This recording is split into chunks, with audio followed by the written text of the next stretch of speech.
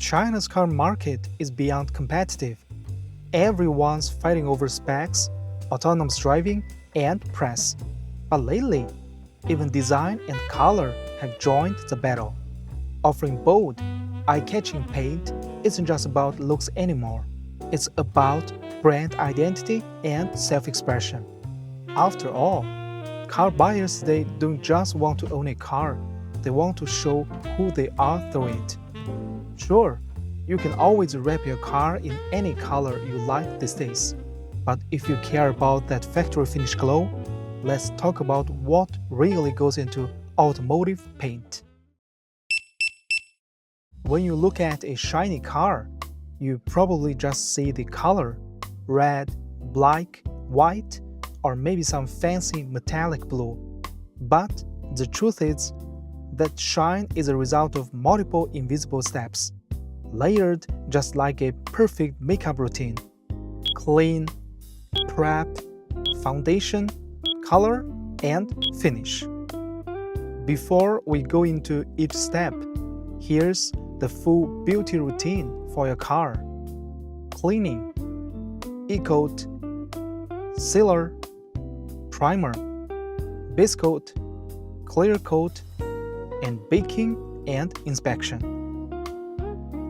Now, let's go through them one by one. It all starts with cleaning.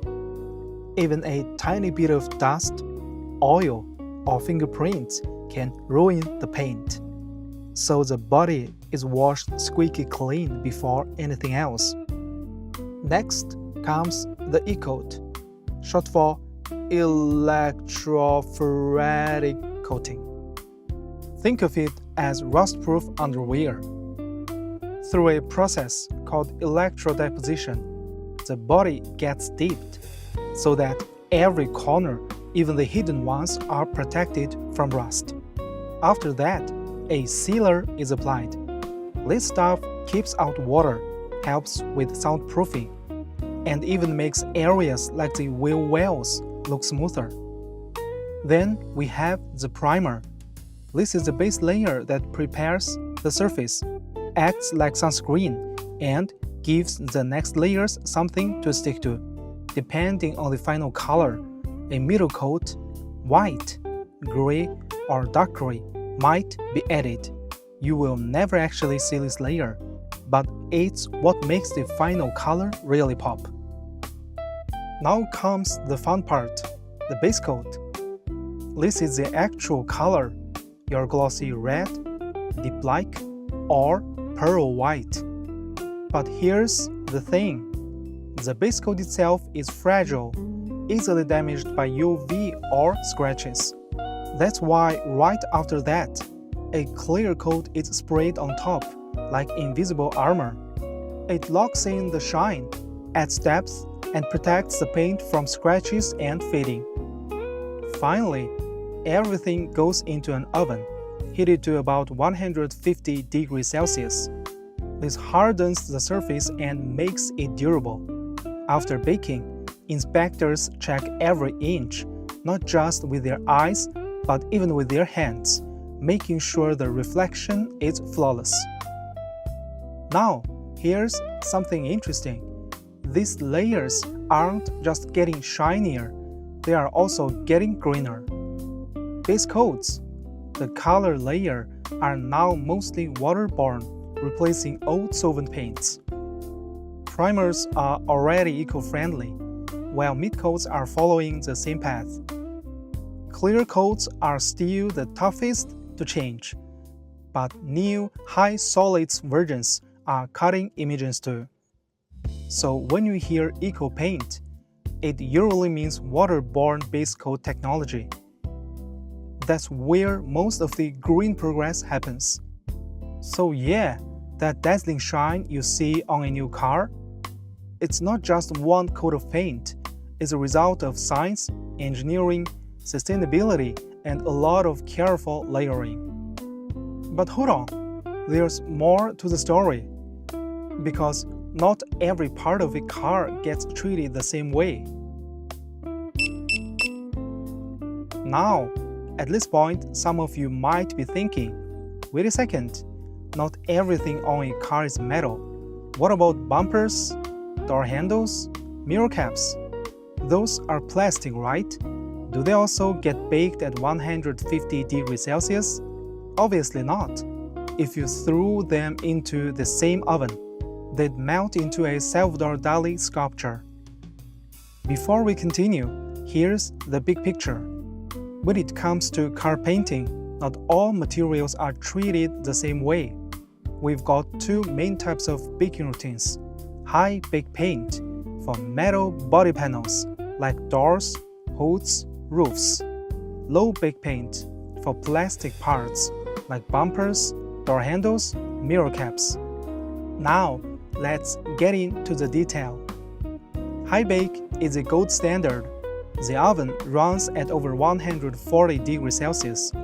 The paint molecules cross-link like crazy, and the result is a rock-hard, super durable finish. Perfect for the steel or aluminum body panels that need maximum toughness. But plastics are a whole different game. They'd warp way before hitting those temps. So coating suppliers developed low bake paints, curing around 60 to 80 degrees Celsius. Sure, the film might be slightly softer compared to high bake, but it's still more than tough enough for daily driving.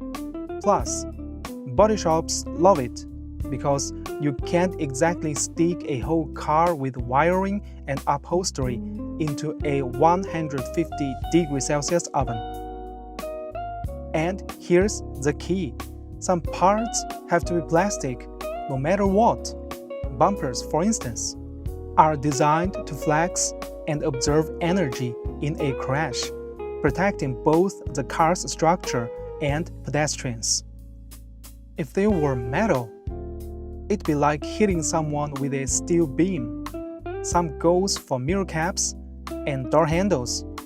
Plastics make them lighter, cheaper to replace, and way more resistant to everyday knocks. So yes, different materials, different beauty routines. But even within those layers, the type of paint can totally change how a car looks in the real world. So far, we've been talking about layers and baking. But let's switch gears for a second. When you are out on the street, you will notice something.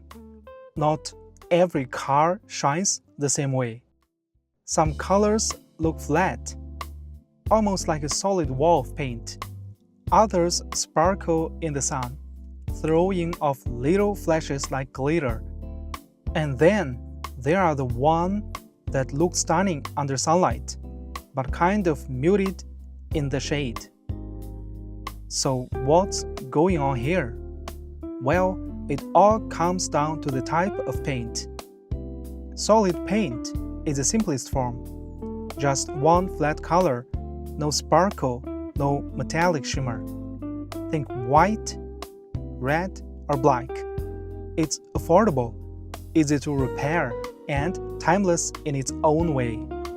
Sure, some solid colors can look plain, but when done right, like a clean, glossy white on a Tesla, they can look absolutely beautiful.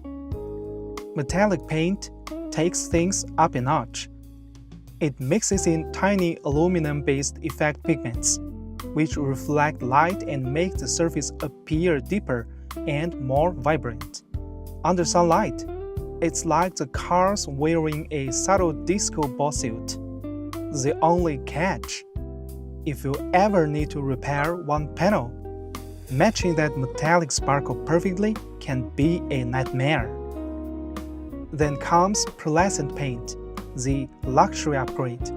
Instead of metal flakes, it uses mica-based pigments, which refract light to create those color-shifting effects.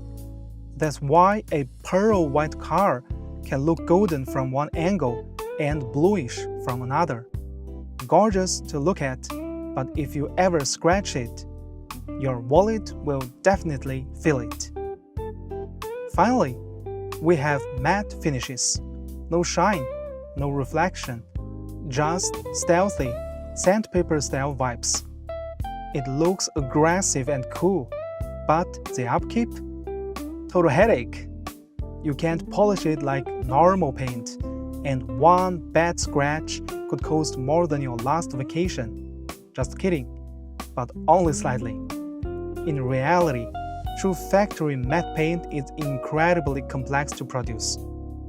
The surface must be uniformly rough on a microscopic level to scatter light evenly, and the clear coat chemistry is completely different from glossy paint. That's why only a few high-performance or luxury models use genuine OEM matte finishes. So, most of the matte cars you see on the street today, they are not actually painted that way. They are wrapped in matte-effect vehicle wrapping films, much cheaper, easier to replace, and they can give you that same stealth look without the pain of factory-level maintenance. Now, how do car makers achieve that matte effect in real paint? There are two main approaches: matte color coat, adding flattening agents directly into the base coat to diffuse reflection; matte clear coat, the more common method, where a special transparent matte clear layer is applied over regular color paint. Either way, the goal is the same: diffuse light instead of reflecting it, so your car looks cool, understated, and just a little bit rebellious. Alright, but here's something most people don't notice. Beyond the car's body panels, there are other visible parts that also need special coating, like those trendy driver assistance sensors everyone's been talking about lately. Yep, even those need paint.